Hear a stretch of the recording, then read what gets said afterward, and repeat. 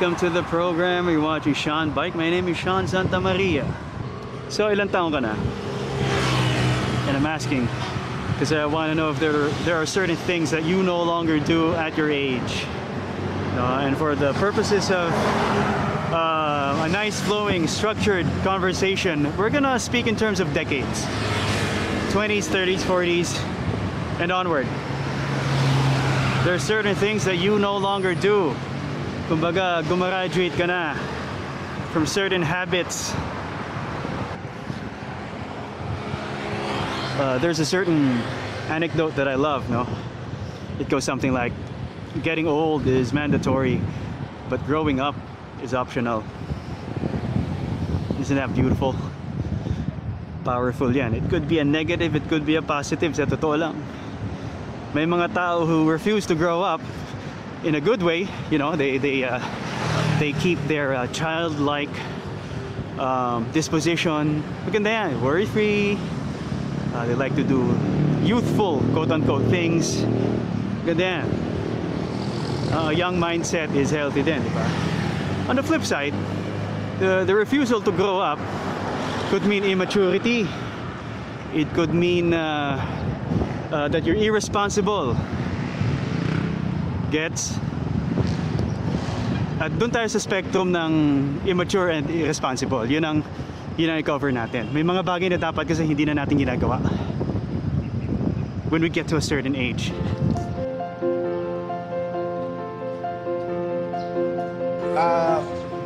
Yung naiinggit ka sa ibang tao because they have more than what you have. No? Ayan, no. So, I parang soon realize na whatever you have right now is such a blessing. Kasi for other people, what you have is also something aspirational for them. So, may levels of ano yan eh. Yung level of wantness and likes, may kanya-kanya eh. So I just realized na pag mayroong mas maganda siya nabili, you know, just be happy for them. Yun yung idea ng living na below your means rin. You don't try to match every time and force yourself. Kasi if you-force mo yung sarili mo to buy this stuff, ang tendency kasi you will be stressed, trying to prove yourself, trying to impress, you know, everybody na hindi mo naman talaga kaya. So here's my first, and in no particular order naman ito. So number one, I no longer get wasted. You know, I have no desire to go out and drink and get wasted. Just thinking about it makes me laugh. It takes me back to the old days when talagang wasak kung wasak, iinom ka. I'm mature enough to know na, teka, lakas ng hangin. Continue natin mamaya konti. I don't know what's going on, pero it's eerily carless today.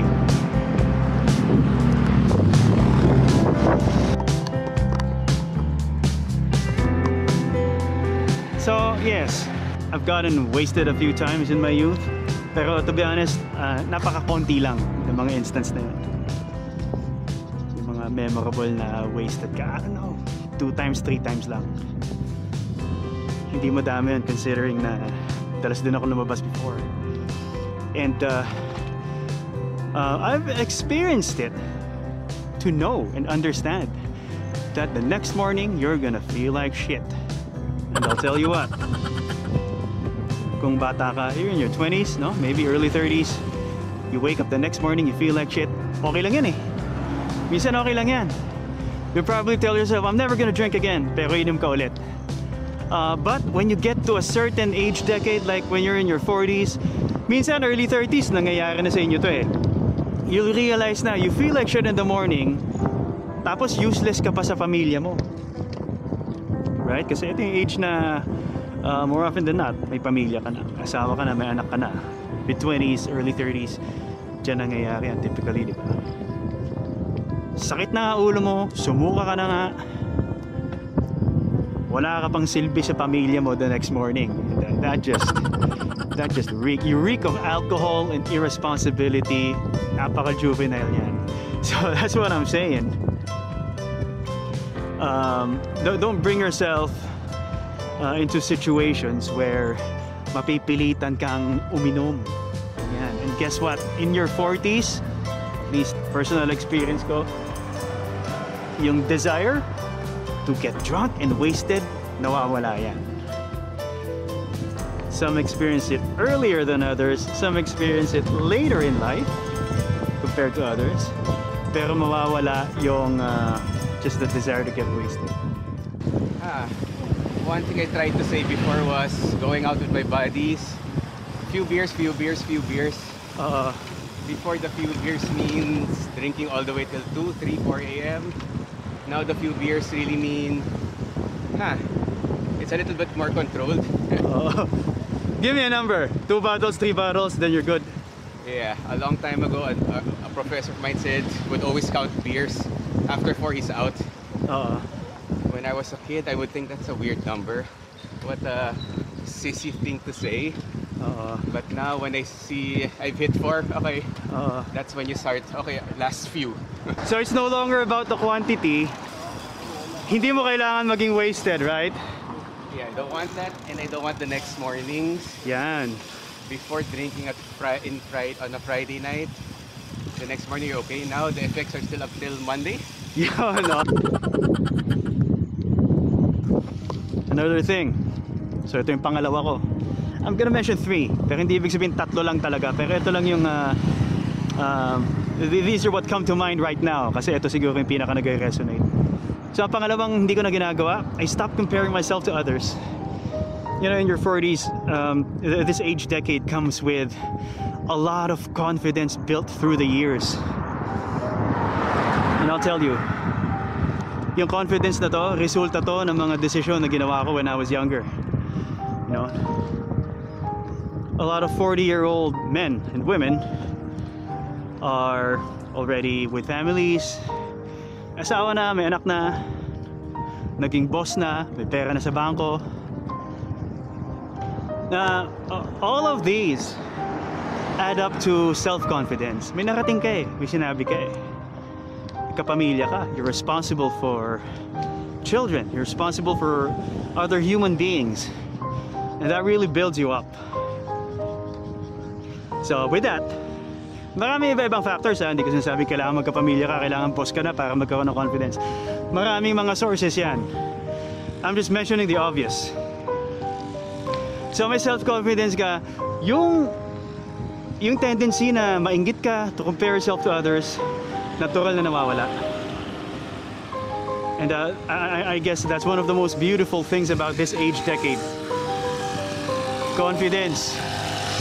Hindi ka na kasing inggitero ng dati. No? Kayo ba? Ganun din ba? And ito yung pangatlo, hindi ko na ginagawa. And 3 lang for this video. Yung pang iba, let's do another video, I guess, no? So the third thing that I stopped doing in my 40s is ego lifting. Specific to sa gym. I've always been a gym guy. No, less na lang ang punta ko these days. But dati kung magbuhat ako, mabigat. In the old days, it was about aesthetics talaga. Nagbubuhat ka dahil gusto mo lumaki. You want to get ripped. Bonus na lang yung fitness aspect. And in my age, you want to get fit. Bonus na lang yung looking good. Bumabaliktad talaga. And as I mentioned, ego lifting, I'm done with that. Hindi na ako nagbubuhat ng mabigat. In fact, resistance training na simpleng resistance bands, that does it for me. Bodyweight exercises, those are the best, man. Push-ups and squats, love those. Back in the day, sa grupo ninyo, gusto mo, ikaw ang pinaka mabigat ng bine-bench, no? May max weight ka, tapos nagkataon sa gym na doon pa yung idol mo, doon, no? Bihira mo lang makita, pinapanood ka, dadagdag ka ng plato, may mga ganun eh. It was about flexing, it was about just showing off. Not saying that's not good, no? But yeah, this age will tell you na you don't need that. You need to get fit, you need to do resistance training, you need to lift weights. And that's it. That's it. And ego lifting that concept, you know, can be applied to other aspects in life then.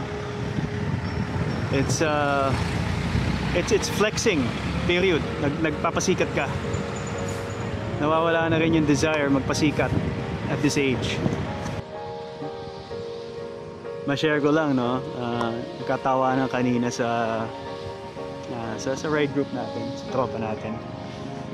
Pasikat ka, no, college ka, dala kang auto, di ba? Papark ka na, magbaback up ka. Ginagawa ko dati, sa desire ko magpasikat, baba ang bintana, nakasinding yosi, nakaipit sa bibig mo. You're backing up, yung usok napupunta na sa mata mo, pero sige lang, back up. Walang patay-patay ng yosi. Things we did in our youth.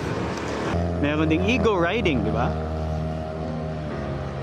May kasama kang magaling na climber. Ikaw, normal ka lang. Moderate lang ang climbing skills mo, pero dahil kasama mo siya, pupukpok ka din. Hindi mo na kaya, pupukpok mo pa rin.